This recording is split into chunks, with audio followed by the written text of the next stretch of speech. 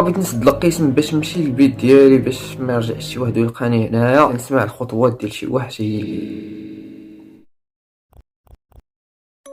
ما لقيتو غير المدير اللي كان جا ليا، ولكن هاد المره مع واحد المراه غريبه ديال بصح. هاد المراه هادي لابسه شي حوايج ما عرفناها واش من الانس ولا من الجن. فواش في ديك المرة جاتني واحد القشعرير وواحد الشعور اللي غريب ديال بصح. شعري وقف انا فاش شفت ديك المرة 100% متاكد انا هذيك المرة ماشي من الانس. فواش شافني المدير قال لي انت اللي جنيتي على راسك، هادشي اللي غيوقع لك دابا. انا ما بقيت فاهم والو، خرجت من الشرجم وجريت باقصى ما عندي من قوه، حيت المنظر اللي شفت ما عمرني شفت بحالو في حياتي كامله.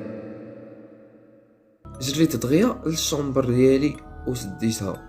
ما هي الا بعض الدقائق حتى كنسمع الدقان بجد، يعني واحد الدقان لي الودن ديال الواحد اللي يسمع لهاد الدقان غادي ترشقوا ليه. تما عرفت بلي انني نقدر نموت في اي لحظه. جمعت القوه ديالي وحليت الباب، ما لقيتو غير المدير.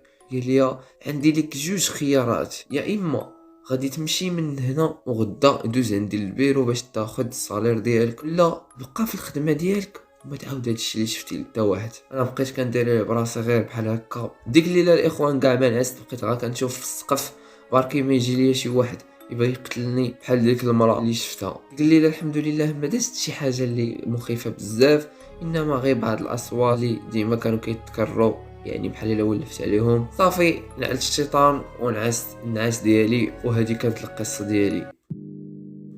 تسولوني واش باقي خدام تماك؟ لا ما بقيتش خدام تماك. انا دابا في العمر ديالي 27 سنه، انا دابا مقبل على الزواج. وهذه هي كانت القصه ديالي. ما تنساوناش في لايك الى عجبتكم.